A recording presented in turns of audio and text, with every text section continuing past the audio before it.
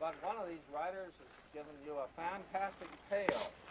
He calls his little booklet A Tale of Violets, Three Sisters and a Bachelor.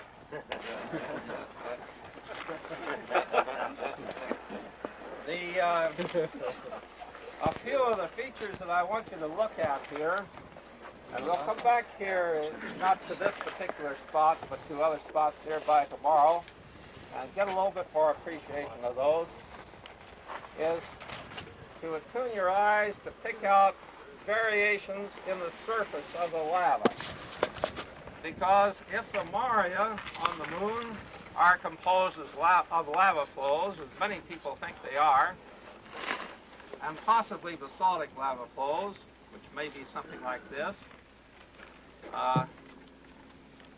when you're 7 miles up and just about ready to tilt the nose of that thing down and land, well, you'll be looking for some soft, easy country to land on. I'd like to take you on a little tour around this crater and keep watching the surface of this lava, all the variations in it. And right now I'd like to point out one little thing that we can see best from here. You notice that the lava seems to have spilled off here to the right, and then come to rest almost in a straight line, and then send a few tons beyond that line. Can you see the line I'm talking about? Yes.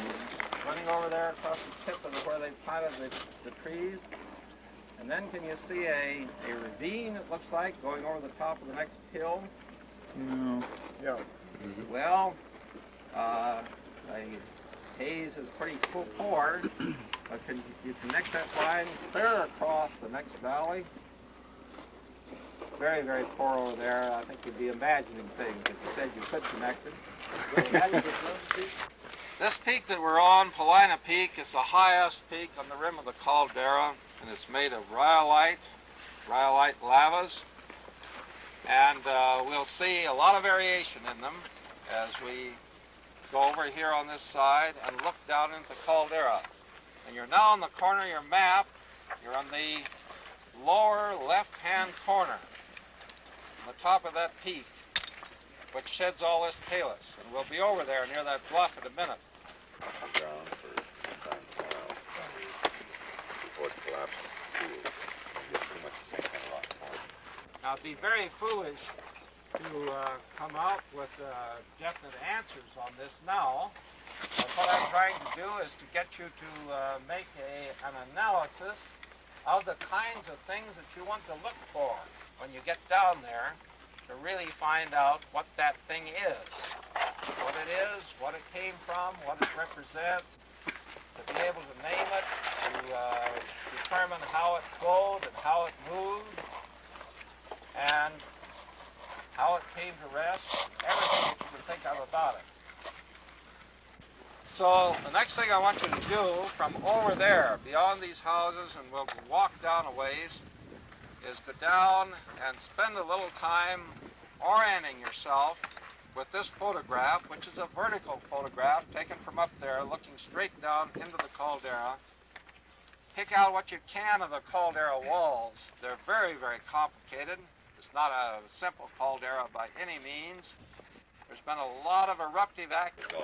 Cloud, that comes out as a cloud, and then they carry out luminous ball across it.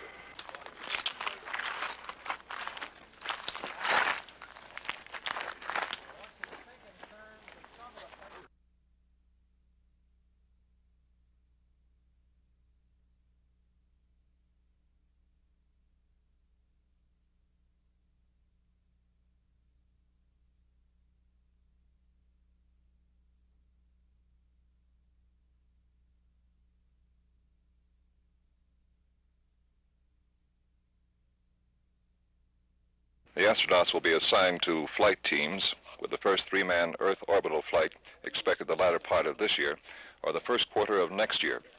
Space officials say the Apollo program should see a manned moon landing within this decade. Hawaii and Iceland. Ivan Smith reporting from Newberry Crater above Paulina Lake.